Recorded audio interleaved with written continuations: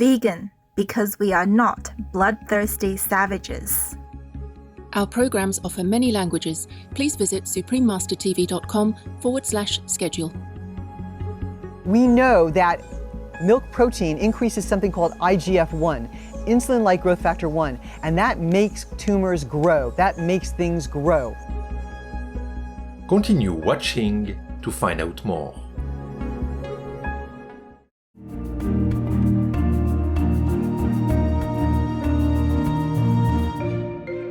Curious viewers, my name is Taina. If you visit the pristine kingdom of Tonga, you may be greeted with Fefe Hake. That means, how are you in Tongan, one of the nation's languages. The natives wish that each day be one of inspiration and wonder for you.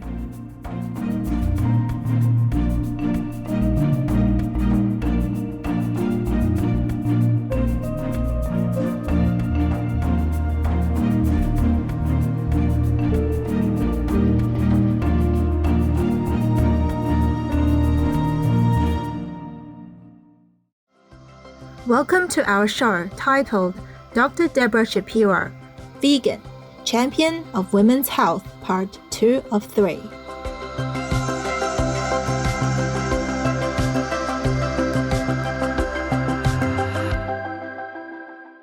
Dr. Shapiro is a board-certified obstetrician and gynecologist and has been practicing medicine for nearly 25 years.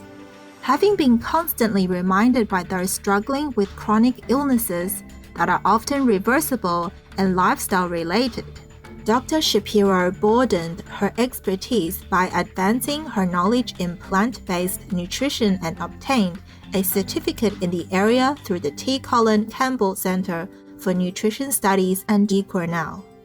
Apart from helping patients as a specialized surgeon, Dr. Shapiro became a vegan lifestyle coach and educator so that she could teach people the skills to help themselves through adopting a healthy vegan lifestyle.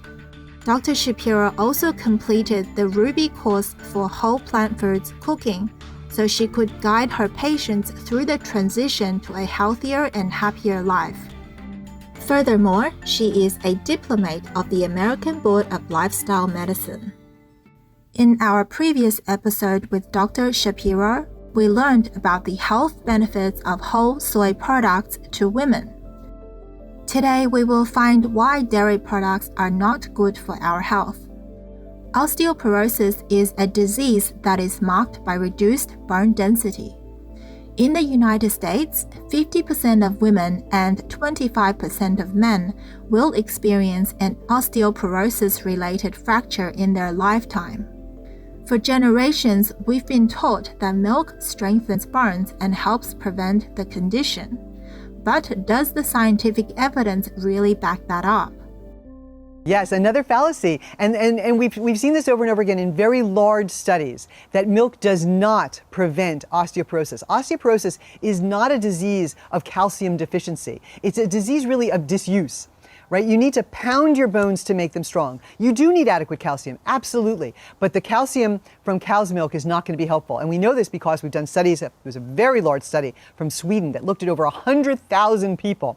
And they actually found that when women had more than 3 milk products a day, they had more osteoporosis, more fractures, and more death from all-cause, higher mortality, all-cause mortality, than when they had less than 1 milk product a day. So milk absolutely does not do a body good. It seems to be a very acidic protein, which causes you to lose more calcium in your urine than calcium coming from plants. How much calcium should we be getting daily, and what are good sources? Dr. Shapiro weighs in. I would really try to get close to 1,000 milligrams of calcium a day. And you get calcium from low oxalate greens and legumes. And things like almonds and figs have calcium, and sesame seeds and tahini have calcium. But it's really the low oxalate greens, things like kale and collard greens, that have much more calcium.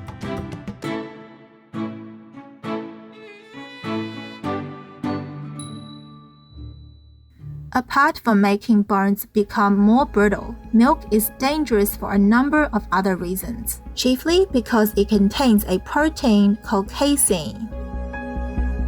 The casein gets turned in our body, this is the protein again, to be something called casomorphins. And casomorphins are short little chemicals, but they act like morphine in your brain. And so you actually are physically addicted. So I know so many people who say, I could never live without cheese. I could never give up cheese. I might have been one of those people actually a long time ago. But that's because you are physically addicted. And I remember eating pizza and just, there's a way that you just love that gooiness. And you think it's the gooiness, but it isn't. It's the casomorphins. And you actually are chemically addicted to cheese because of the casomorphins. In addition to the addictive properties of casomorphins, Dr. Shapiro elaborates more on what harms milk can do to our body. We know that milk protein increases something called IGF-1, insulin-like growth factor 1, and that makes tumors grow. That makes things grow.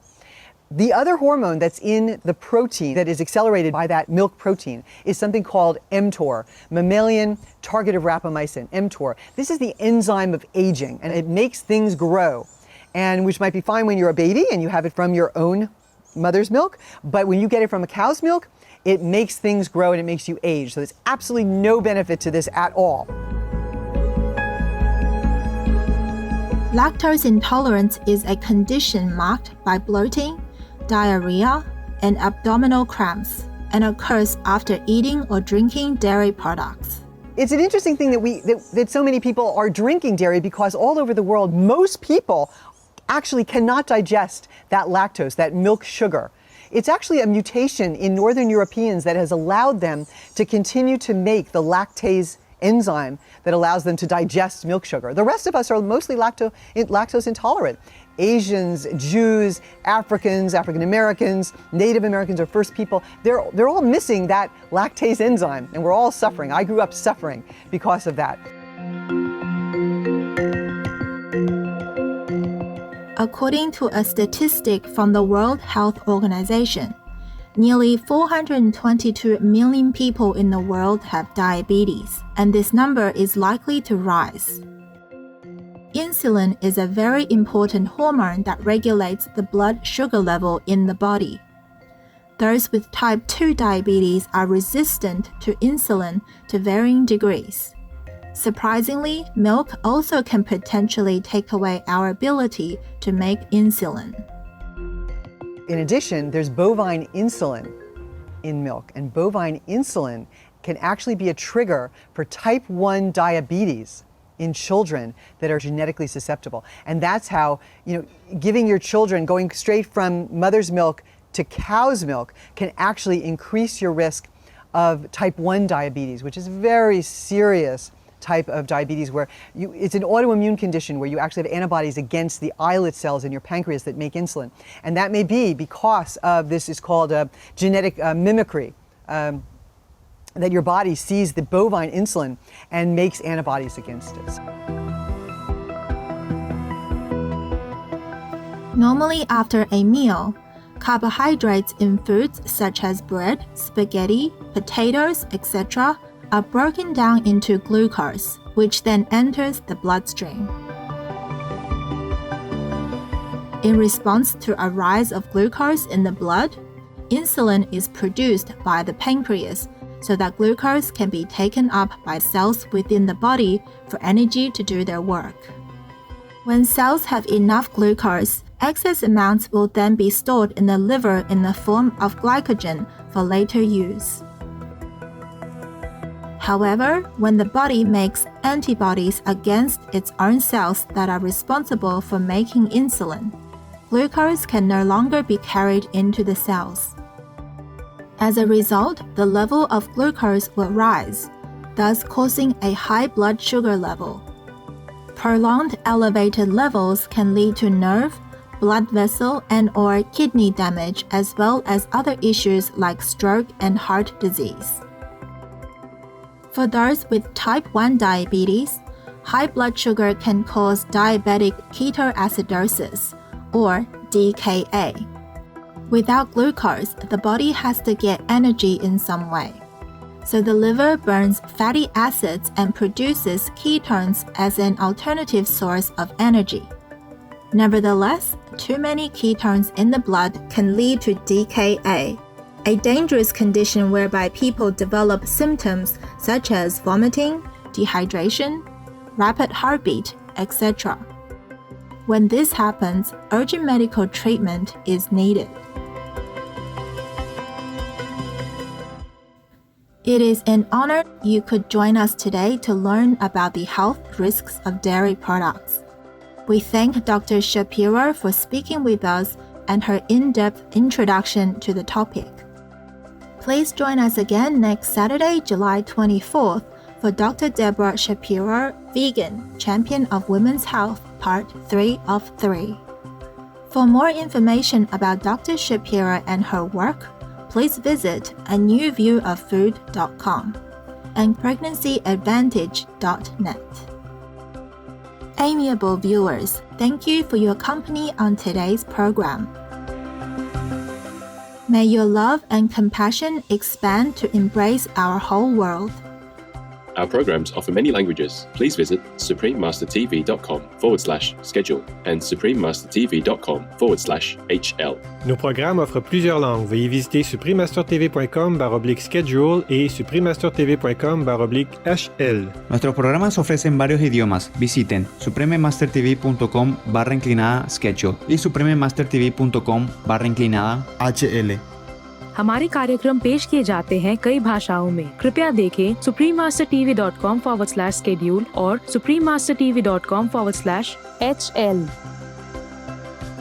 Vegan, because we don't want dripping blood in our mouth.